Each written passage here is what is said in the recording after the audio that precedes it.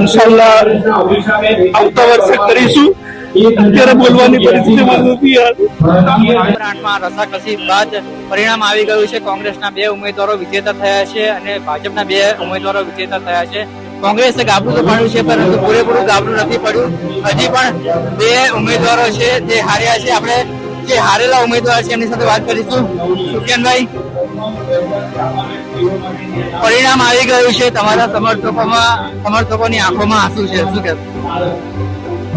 જે પ્રમાણેની મહેનત કરી હતી અને જે પ્રમાણેનો અમને પ્રતિસાદ મળ્યો હતો પ્રજા તરફથી, એ પ્રમાણેનું રિઝલ્ટ જોઈને મારા જે સાથી મિત્રો છે એ થોડા ભાવુક થઈ ગયા છે. એટલે કોઈને એવી આશા જ નહોતી કે અમારી સમાજના 2500 વોટ હોવા છતાં અમને 2400 વોટ મળ્યા છે અને બીજાઓને લીડ મળી છે. એટલે એ લોકો થોડા હતાશ થઈ ગયા છે. તમને શું લાગે છે હાર્ડનું ફેક્ટર કયું ફેક્ટર કામ કરી ગયું? હવે હમણાં થોડું એનાલાઇઝ કરીશું, એના પછી કહી શકાશે કે શું પ્રોબ્લેમ આવી.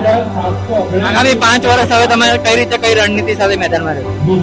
આગામી 5 વર્ષથી મેં એવી જ રીતે કામ કરીશ જેવી રીતે હું ચૂંટાઈને આવતો તો કામ કરતો. એટલે હું કોઈ નિષ્ક્રિય થવાનો નથી. હું 5 વર્ષ આગલા 5 વર્ષ એકદમ સક્રિય તરીકે કામ કરીશ. પ્રજાના જે પણ એને સુવિધાઓ છે જે નથી મળતી એના માટે હું કાયમ લડતો રહીશ. એમના સમર્થક છે, એમની આંખોમાં આંસુ તમે જોઈ શકો છો. ખૂબ મહેનત કરી હતી પણ પરિણામ મળ્યું નહીં. ઇન્શાલ્લાહ આવતા વર્ષે કરીશું. અત્યારે બોલવાની પરિસ્થિતિમાં નથી યાર. ખૂબ જ ભાવુક છે વોર્ડ નંબર 8ના કોંગ્રેસના ઉમેદવાર સુફિયાન બારડોલી, જેમણે ખૂબ જ મહેનત કરી હતી જીતવા માટે, પરંતુ તેમને ધાર્યું પરિણામ મળ્યું નથી. પરંતુ તેમના સમર્થકોમાં જોઈ શકાય છે કે કેવા લાગણીસભર દ્રશ્યો સર્જાયા છે. અને સુફિયાનભાઈ બારડોલીવાળાએ એવું વચન પણ આપ્યું છે કે આવનારા 5 વર્ષ એવો વિજેતા ઉમેદવાર જે રીતે કામ કરે તે રીતે જ પોતાની જનતાના અને પોતાના સમાજના કામ કરતા રહેશે. આભાર.